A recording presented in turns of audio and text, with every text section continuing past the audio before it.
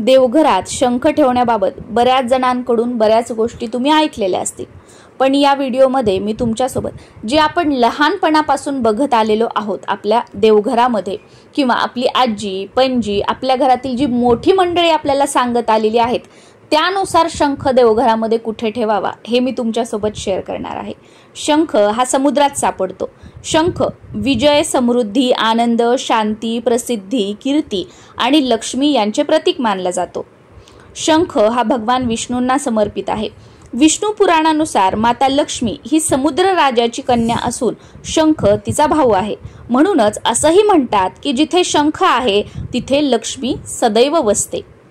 शंख काही जणांच्या म्हणण्यानुसार देवघरामध्ये जी नैऋत्य बाजू असते, जो नैऋत्य कोपरा असतो देवघराचा, तिथे शंख ठेवावा।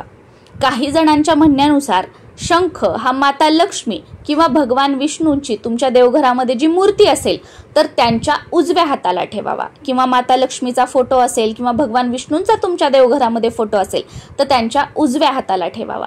पण मी तुम्हाला सुरुवातीला म्हटल्याप्रमाणे जे आपण लहानपणापासून बघत आलोय, आपली आजी पणजी घरातल्या मोठ्या मंडळींकडून आपण जे ऐकतोय त्यानुसार शंख हा देवघरामध्ये आपल्या उजव्या हाताला ठेवावा। आता आपण बसलोय, आपल्या समोर देवघर आहे, तर आपल्या उजव्या हाताला देवघरामध्ये शंख ठेवायचा आहे। शंख कधीही डायरेक्ट देवघरामध्ये ठेवायचा नाही, खाली ठेवायचा नाही।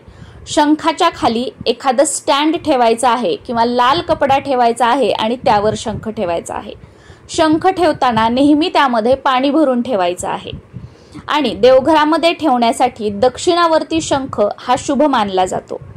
दक्षिणावर्ती शंख देवघरामध्ये ठेवताना ही शंखाची जी उघडी बाजू असते, जी तुम्हाला फोटोमध्ये दिसत आहे, तर ही उघडी बाजू दक्षिण दिशेला येईल याप्रमाणे देवघरामध्ये आपल्याला दक्षिणावर्ती शंख ठेवायचा असतो।